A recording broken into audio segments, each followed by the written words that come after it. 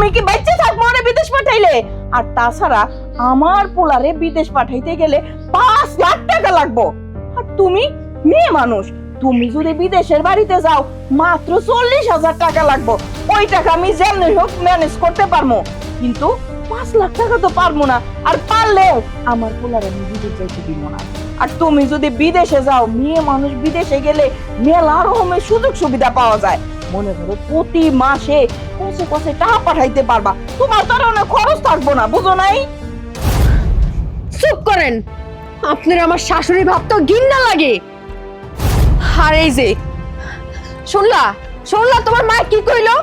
তোমার মা টাকার জন্য আমারে বিদেশ পাঠাইবো, একটা বড় আমার সম্মানের কথা চিন্তা করলো না। আচ্ছা তুমি কি পারবা টাকার জন্য আমারে বিদেশের বাড়িতে পাঠাইতে? কেন পারবো না? ছোটবেলা থেকে আমার মায়ের একটা কথা অমান্য করি নাই। আমার মা যেটা কইছে এইটাই হইব। তোমার মায় বিদেশ যাইতে কইছে, তোমার বিদেশ যাইতে হইব। কি হইলো বৌমা, এবার তোমার কানটা ঠান্ডা হইছে তো?